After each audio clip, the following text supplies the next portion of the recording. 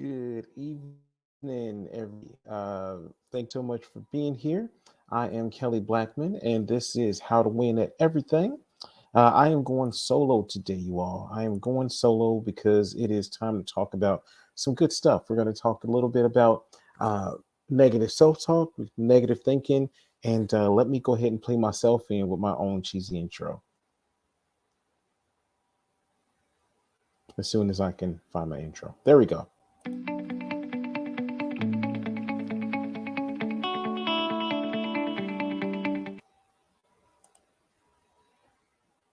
Nope, nothing. All right, I think I get it now.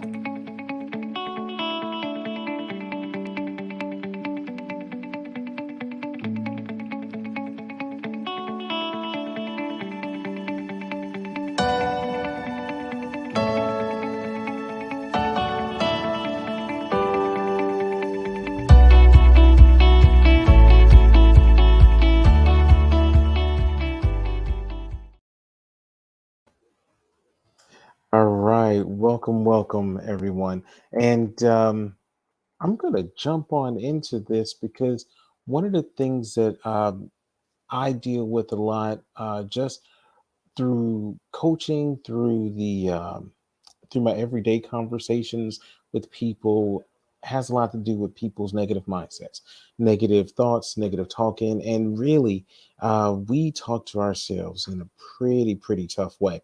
So I was looking up some information about this. It looks like per the research, we have about 80,000 thoughts per day, right?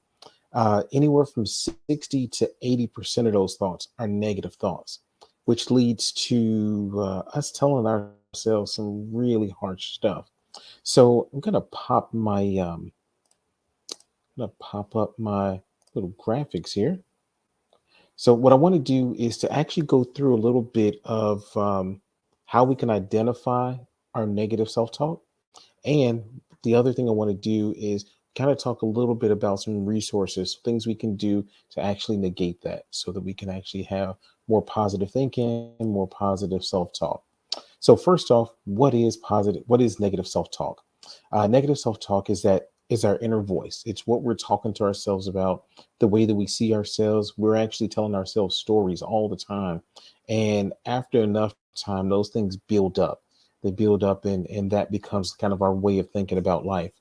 So it's any sort of thought that minimizes us, anything that takes us away from being able to achieve our goals, anything that stops us from actually living with confidence. Those are going to be negative thoughts, negative self-talk. Now, keep in mind, this is not the same as being introspective. This is not the same as being humble, as keeping it real, keeping it 100. This is not the same as being self reflecting. Those are kind of lies we tell ourselves to kind of justify the idea that we're going to actually do something positive with this information. Negative self talk is just, it's negative and it's about how we see ourselves. So, where's the issue here? Um, it could seem a small thing, but with the fact that we kind of are what we think we are, the way that we tell ourselves to view the world and the way we tell ourselves that the world views us and how we see us, it really changes about what we are and what we can actually be. So the one thing that you'll see is that it's pretty limiting. The more that we tell ourselves we can't do something, we really start to believe it. It actually becomes kind of like a self-fulfilling prophecy. This also traps us in what I like to call the perfectionism paradigm or paradox. It basically is a real bad cycle of, hey, I think I need to be perfect so that I can actually be approved or be something that's worthwhile, so I can actually get something positive. And the problem is that there are very few things that you're going to do completely perfectly. And that actually starts to build on itself.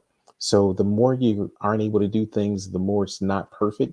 What ends up happening is that we start to talk about ourselves even worse because now if it's 99% correct, but it's not perfect, we don't see it as having value. And that actually makes us worse when it comes to us talking about ourselves. It leads to stress. It leads to additional things like depression. Like it can really start to drag us down. Now, that stress and that depression, the research shows that basically it actually has uh, a building effect. So what will happen is that over time, the stress and depression, it's led to things like suicidal ideation. It's led to things. Has led to things like it's killing our relationships with each other, because is if anyone has ever been in one of these, excuse me, one of these relationships, what you come to find out is that the more that you are negative, the more that you tend to talk poorly about yourself, and the more you think poorly about yourself, it makes you seem needy to the other person, and it actually starts to sour the other person's impression of you. So it has a lot of negative effects. Now, but what we can take a look at is kind of the four ways that the negative talk and the negative thinking kind of show up. One of the biggest ways it shows up is as in regrets about the past. So what you'll notice is you'll think things like, "Oh, if I would have just," or "I should have," or "I've always been," "I've never have," and it's essentially you looking back to basically say, "Hey, there's some part of your past that you're still connected to." Now, obviously, most of us have something that we regret, but the reality is that if we're holding on to those regrets, if we're ruminating on them, if we're keeping them close to us, that we're always under that. We're always under that in the way we think about ourselves, which again leads to those negative self-talking ideas of, yeah, I'm pretty bad. I've never done this correctly. I've never like that. It can actually be a thing that will affect us long term. There's also a time where it shows up as fear of the future, where if you feel bad long enough, what eventually happens, and if you talk poorly about yourself long enough, what will eventually happen is that you'll say, there is no way I can achieve this, that, anything positive in the future. So before you even try, you're giving up because you're already telling yourself that you won't be successful. And plenty of us have felt that also. There's also it also shows up in unhealthy comparisons. And one of the issues that you'll see is that if in the past you've had people in your life who have made these comparisons, where maybe it's your parents, maybe it's someone going, "Well, I wish you were more like Bobby's son. They always did this right."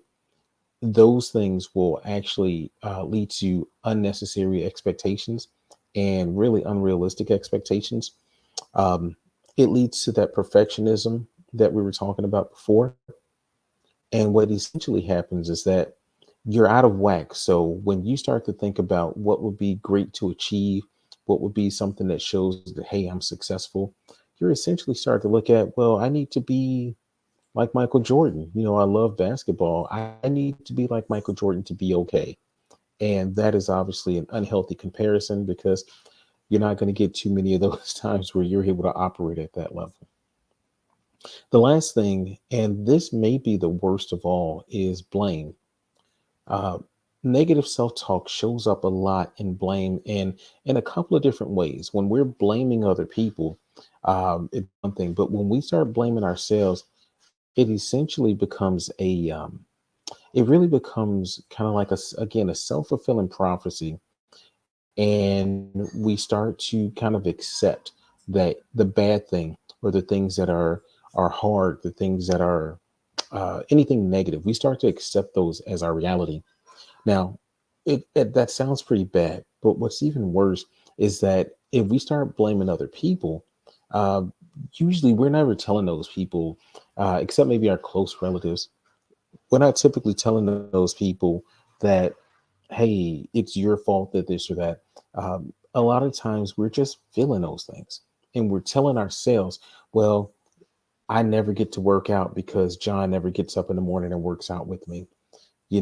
It's Susan's fault that I never I never got a chance. I know one guy, he literally says it's his wife's fault that he never became rich. He says, hey, I'm pretty smart, I'm kind of a genius, but it's on her never got rich. So when we blame the other people, it's probably the worst version of all of this because you're essentially saying, I've accepted this bad thing. And not only have I accepted it, but I've given the responsibility and the power and the accountability for changing it to someone else. And that is overall, that's when you become a victim. That's when you become powerless. So, a few different ways where this shows up. And the reason why that is going to be something that counts is because when you start seeing the examples of what negative self talk looks like, um, I'm so stupid. I've never done anything right. I always say the wrong things. You can see that these things are based on past issues.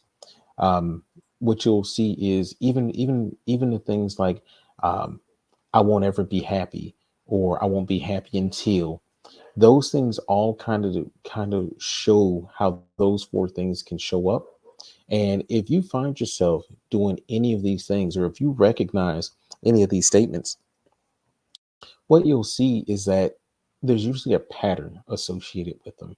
It's usually not a one-off. It's usually typically the way you talk about your, excuse me, the way you talk about or talk to yourself.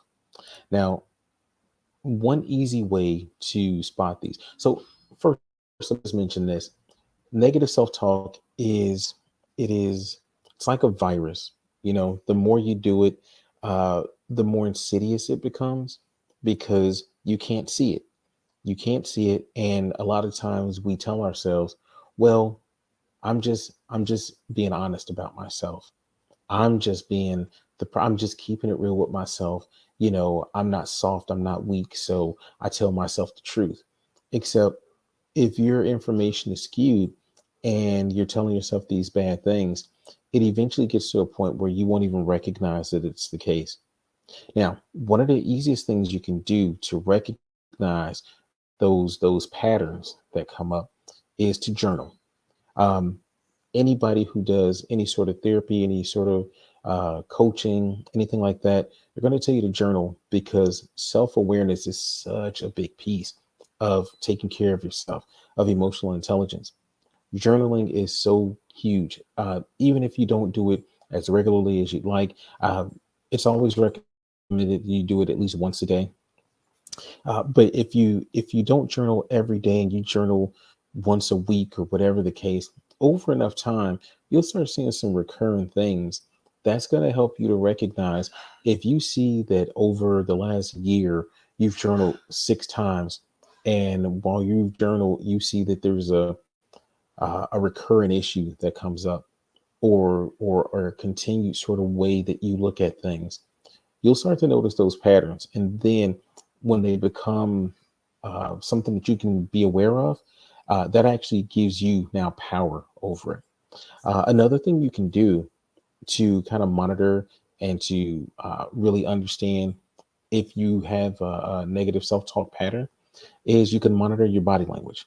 So if you recognize that typically, oh, I'm usually really slumped down, shoulders in, I'm usually I rarely smile, that sort of thing. If you start to just at any point in your day, take a look at how you feel. Are you breathing quickly? Are you breathing slowly? Becoming more aware of your body language really opens up who you really are, and you don't get the protection of just having you don't get the protection of being able to just tell yourself, oh yeah, well, it's just this or it's just that. You have actual proof, you have actual evidence. And if you do that long enough, what you actually will get to see is that you usually have some standard things that you're doing. The last thing I would suggest is becoming more conscious of the words that you're actually using, the words that you say when you're talking about yourself, when you describe yourself. If you're talking to someone and you find yourself consistently saying, oh, yeah, well, I'm not really too good at, or if you find yourself going, shying away from projects or from things that are basically opportunities, there's a really good chance that what you're doing is you're hiding away because that negative self-talk is in your head. It's got you in your head. Now, if you need more help outside of this, one of the things that I would suggest, I want to say his name is Shirzad. uh, Shamim. He runs the Positive Intelligence uh, coaching agency, and this is a beautiful, beautiful resource. I'm actually going to stick this in the comments because, and actually, let me show it here also. You, if you or anyone else is curious about actually identifying some of the things that if you identify some of the places, if you want to identify some of the places where uh, negative self-talk, negative self-thoughts, any of those things are coming in, this is going to help you. There's actually a free assessment that he does, and this is a beautiful thing. This assessment, they've really taken this to the next level. There are probably, I want to say, 500,000 people who have done these assessments, and what will happen is with these assessments, they're actually able to not only talk about the idea of you having negative self-talk and negative thinking patterns. It actually breaks down what kind of negative patterns you're going through, where they stem from, and it really gives you, excuse me, it really gives you a lot of information about how to actually succeed in spite of those. So I would definitely recommend that. This is one of, in my opinion, one of the best free resources that anyone can use. Big shout out to Shirzad. You're a magical man. Now, if you wanted to take some other actions to really, really get working on the positive side, doing positive thinking, and some things to help increase your positive self talk. One of the best things, and we probably have all heard this a million times at this point, but it is still very, very true. What you want to do is exercise. uh, Exercise. Again, probably something we've all heard, but it releases endorphins. It boosts our mood. Our confidence levels are higher. Even if we aren't exercising and looking more fit, the reality is that when you're working on getting better, if you're working on exercising, if you're working on your health, you just feel better. You just feel better. Another great way is to volunteer, giving your time, giving your energy, not just money. I mean, money helps too, but actually doing something for, especially for a cause that you really enjoy, that you agree with, anything that you're passionate about, is actually going to help to reinforce that positive thinking about yourself. Because it's really tough to be really down in yourself if you realize that, hey, I'm doing this thing that is really good, that's really helping people, and it's something I really believe in. Another step you can take is to actually talk to positive people. Um, I wrote an article about this, just got published, I want to say last night, on my on LinkedIn, on my newsletter, and it talks about the idea of talking to positive people, definitely people who you maybe look up to or people you admire. When you see those people who are positive and they're also successful, one, it gives you something to actually emulate. It helps you to get out of your own head and your own sort of way of thinking. But you really want to have that interchange with them. I would say anytime there's anything you want to do that's different from what you're already doing, different from your current patterns, you want to get with somebody who's doing it already. Even if it's just they're doing it slightly different, slightly better, or whatever than what you're doing, because it's going to allow you to actually think differently. And that's going to be a beautiful way to stop going with those same sort of cycles in your head of negative self talk. It's going to actually help you to see the world a little bit different. Another one of the steps that I always recommend you take is gratitude. Gratitude. It's a lot harder to be down on yourself when you actually are thinking about, when you're constantly bringing up, okay, okay, but this is really good, and I got this thing. So for me in particular, it may be a case that I say, several months ago, got let go from my job, but I got a beautiful wife, a beautiful son. I got time to spend with my family. I have time to go out and minister and preach the word, something I'm really enthusiastic about. I got time to do more studying. Being able to take the the positive parts of that, and being able to actually have to appreciate them, to have gratitude for those things, changed my whole outlook. So after I was initially going through that shock and that bad feeling, boy, I felt energized. I felt so energized because it improves your mind and improves your heart just to realize that there's something positive going on out there too. The last is one of my big favorites. Some people are not big readers, but if you positive literature, positive literature, as in self-help books, positive posts, um, positive YouTube videos. I know people who they're so tired of all the bad things that we get in the world. So the news and things like that, all they watch cat videos on YouTube. Now, there's probably some more positive ones that positive things that you can do, but the reality is that looking at positive things, taking in positive information, taking in things that are actually helpful, things that are directing you, learning new things, it really helps to change your outlook. It helps to change your mood. It makes you more positive, and the more you become more positive in the way you think, the more positively you'll talk to yourself. So that's actually another really huge piece. Now, there's some definite benefits to positive thinking. Positive thinking is just our mindset and kind of what we expect from life. But the positive thinking leads to the positive self talk.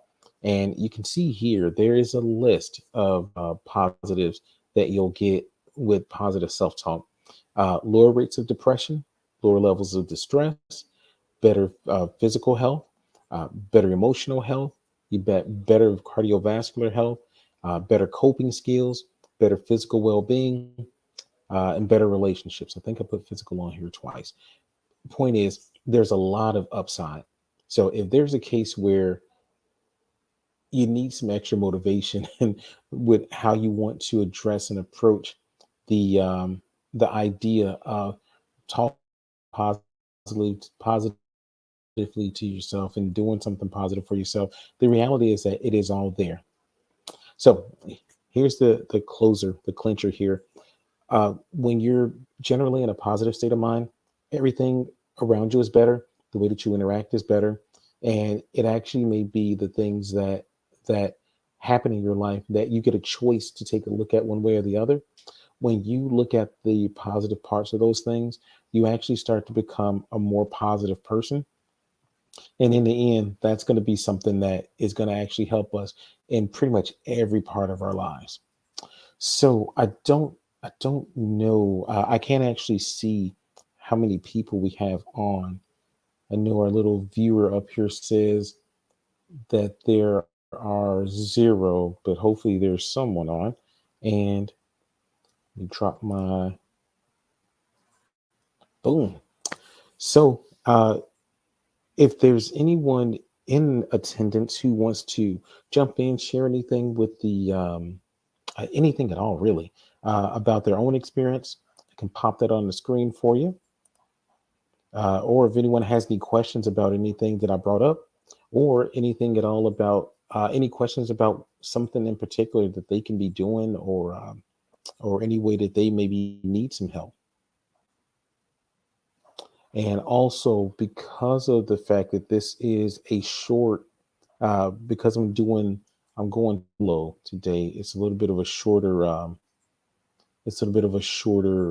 program today. I'll only stay on for a few extra minutes, but if anyone needs to get in touch with me at all, obviously I'm Kelly Blackman.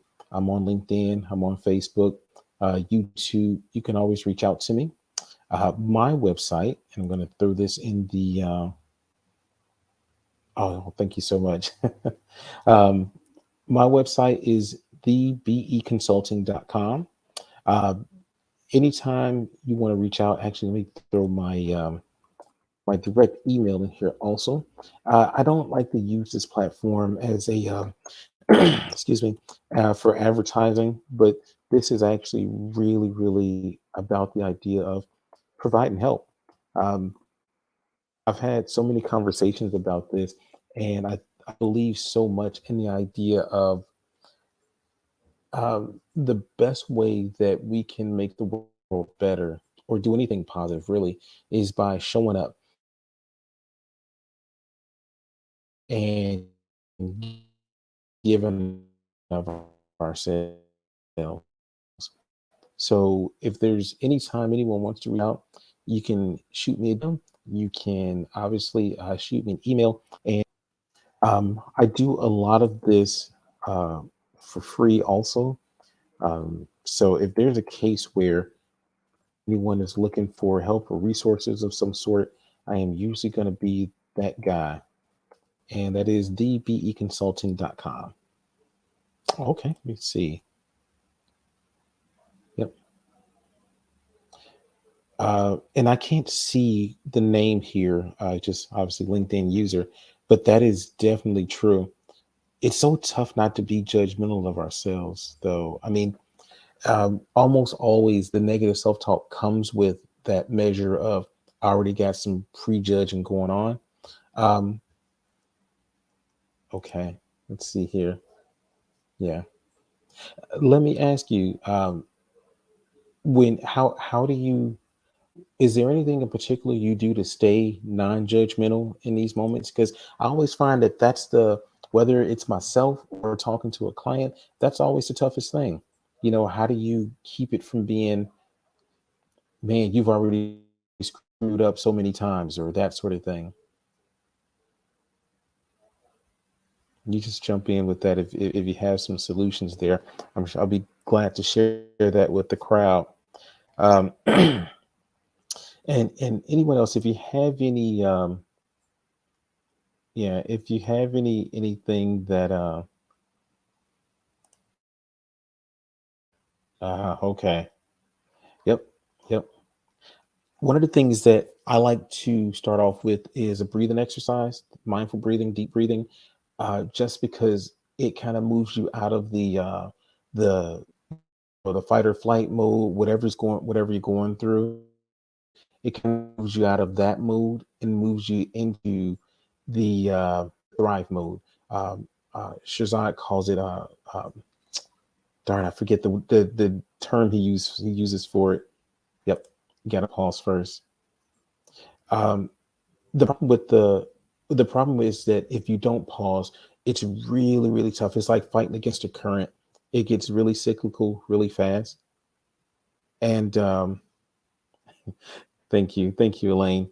It gets cyclical really fast. And what you'll find is that if you're not able to kind of stop the flow of stop the flood of like negative emotions, because if you think about it, negative emotions are going to lead to negative thoughts, and those are going to lead to negative actions, and it's just going to be a big cycle that goes on and on. So one of the things that I always like to start with, I like doing the 4x4 breathing exercise. I like kind of recapturing, recentering, and doing that allows me to stop, and then I can kind of reflect on exactly what it is I'm feeling, what it is I'm thinking, and really, in a lot of ways, it helps me to reflect on what's the actual problem. So not just the emotions of the problem. Yep, yep, yep. So grounding your body is such a big thing. One of the things I learned from Shazad, he'll have you do these exercises where you just rub your fingers together, and he wants you to pay so much attention to like he wants you to be so in tune with this that you can kind of feel the ridges, like your finger ridges, that you're actually doing it, and that really helps. For me, that's one of my favorites because I can do it at any point. So if I'm nervous about something, if there's a potential conflict going on, even if my hand is in my pocket, I'm going, yep, yep. I just got a root canal on Friday, and Lord knows that was bothering. And I was just sitting there, hand was in my pocket, and I'm just going, okay, okay. I hope they gave me enough anesthetic because I'm gonna die here if this wears off. See, Elaine. Yep, yep. Exercises are definitely good. A good way to go with this. All right, thanks, Elaine. That is awesome. Yep, yep. And yep, and I love the idea about being curious. So I think with being non-judgmental, the exercises can help you to kind of take away some of the emotional parts that'll force you to be judgmental.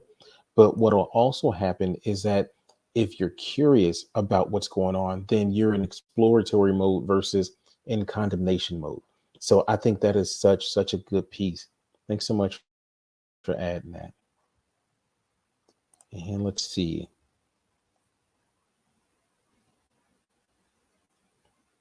Oh, nice. Okay. Well, look, I would say definitely connect with me, Lang. That sounds like fun. Oh, all right. Hey, Dale. Thanks so much. Yep. Sure did connect today. Thanks so much, sis. I appreciate you coming through. Yeah. Let me ask you, Lane, when you're talking about your reactions, are you saying that you feel like your natural reactions are proper, or is it after you've calmed down and then those reactions? Yeah. Yeah, I didn't know that. I didn't know deep breathing is actually good for pain too. I know I've been practicing it for the last couple of years, in the just as part of mindfulness, but that's a good tip too. Yeah, yeah. I feel like the toxic environment part is kind of where uh, it's kind of a make or break us sort of situation, isn't it?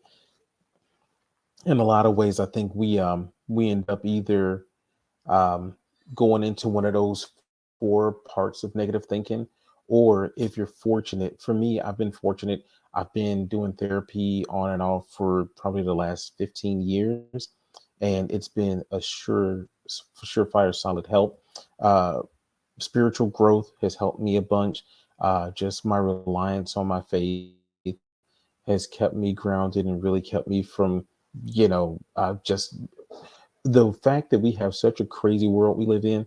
It's really, really tough not to compare yourself to others. It's really tough not to blame others. It's really tough not to go through a lot of shame and guilt and that sort of thing. Good. That's good to know. That's good to know. Thanks so much. So it is definitely helping with pain then if it's helping to get through the sickle cell. Oh, that is good stuff. Now I'm gonna have oh, okay, and boom. Yeah, definitely. Definitely. Um, we just connected on LinkedIn earlier, and I'm so glad that I don't know if it's Dayo or Dio that you came through today. And definitely same here. Hoping and praying for you to have definitely better and healthier days in the future. Um, so I hate to say it, y'all, but that's going to be our time. It's always tough when you only have the one person. I got to tell you, I don't know that I can talk for a full hour. Dio. Okay, thank you. I don't know that I can talk for a full hour. A Midwesterner, so that nasally talking after a while is just like, oh my god, I have to stop talking. Um, a couple of things, you all, and not selling anything here, but I do want to make sure everyone knows that if you go to my LinkedIn page, I would definitely ask you to subscribe to the newsletter. I actually have a full article about this where I go through some of these tips, actually more in depth, and I also have. Darn, I forgot the other thing. Oh, a podcast where a lot of these same things get talked about. And obviously, I don't have my podcast uh, set on here. Let's see. And I think people in my kitchen making food. Oh, man, that's a good one. Elaine, let's let's definitely connect. Um, because I like to hear more about this. Yeah, because it looks like you're in project management. That's a booming field, and I want to hear more. I'm not gonna lie to you all. I'm a question asker. I'm a definite interviewer. I think that one of the biggest things that we can provide for each other are our stories, and I am a big fan of hearing people's stories.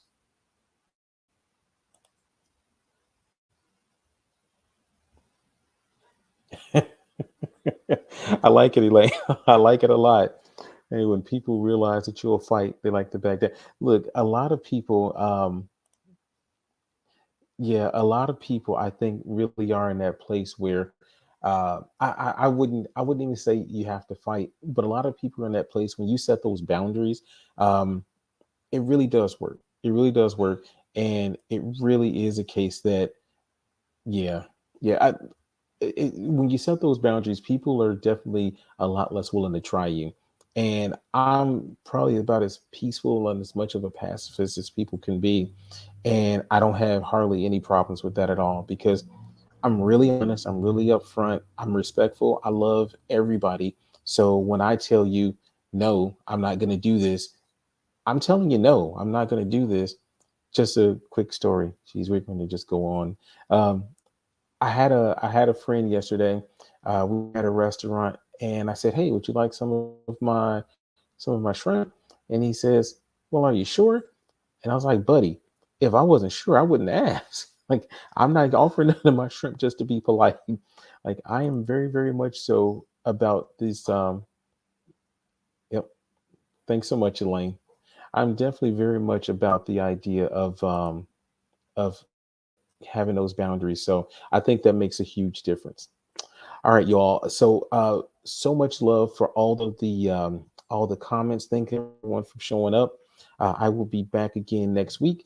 I don't know if I'm going to do a guest or not, or if there's going to be or if there oh, is there?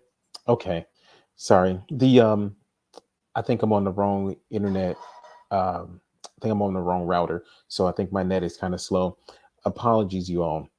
I am going to close out though. And look, let me just say thank you again to everybody who joined tonight. I really do love and appreciate everyone. I'm going to play my cheesy outro, which I just made up, and I will hopefully see everyone next week. Same time, same place. Goodbye, all.